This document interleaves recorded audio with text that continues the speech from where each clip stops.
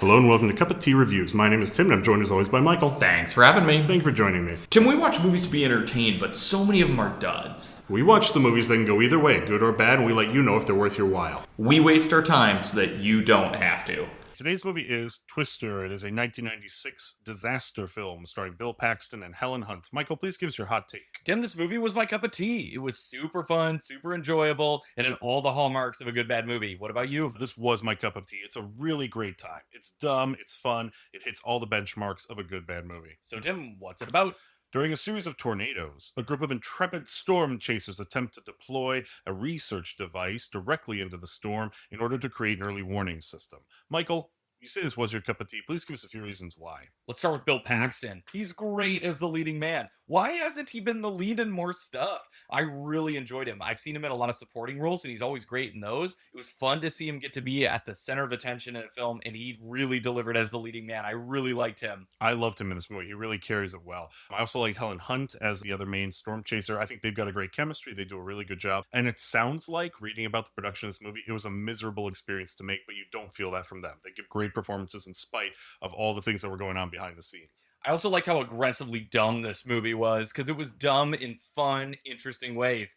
There's a wonderful line that still cracks me up where they encounter the villainous storm chasing team, because that happens, right? They're all in black and black cars, and they are explaining why they're so villainous, and Bill Paxton is like, oh, he's just in it for the money. Is there a lot of money in storm chasing? Is that like famously a profession where there is no money? So it was really funny to hear lines like that. They also had a funny moment at the end where they have a device that requires wings in order to make it in the tornado and do what it needs to do. Pretty funny that they felt their device wasn't going to fly when there's tornadoes that are picking up combines and throwing them across fields. Again, this movie is aggressively dumb, but it's done in fun, interesting ways that made me laugh. Absolutely. I also love the pacing of this movie. It moves really quickly, and when this movie is on the move and it's chasing the storms, it's a really fun ride, and it's really kinetic energy that I loved. I also really appreciated the way in which they depict the tornadoes. I thought, man, this is going to be boring. There's no real villain. There's no monster to fight.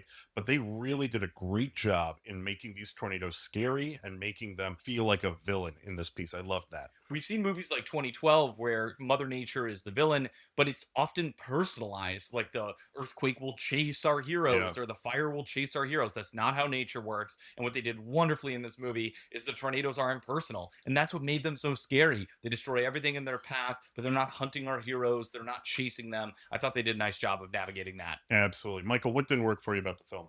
There's some CGI shots that have not aged very well. Yeah. Again, this movie's a product of the mid-90s, so it is what it is. But looking today, the tornadoes are very fake. They're unbelievable, and there were some moments that really pulled me out when I saw how fake a CGI shot looked. Appreciate about the film, though, is how they added a lot of CGI that doesn't hold up, but they have a lot of practical effects that really do. There's a moment where a truck drives through a building, and it's real. It's all real, and when there are actual explosions happening and actual combines being dropped on the freeway in front of our heroes, I love that stuff. So the practical effects really hold up.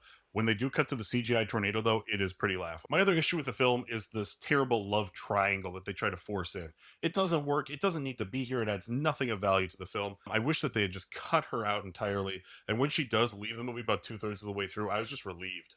She was relieved too, so that made it even less impactful, right? She was like, yeah, I don't really belong here. Yeah. We're all like, yeah, good, leave. Like, be done. Michael, when should somebody watch the film? Tim, this is a fun action movie. I highly recommend it. I think it's a really good ride, and at the end of the day, that's what we watch movies do, is have really fun viewing experiences, and this delivers on that. What about you? I absolutely recommend this. This is a really fun, dumb action movie ride. It's worth watching. It's one of those turn off your brain and have a good time. It's a good, bad movie that will really hold up and really entertain you if you give it a chance.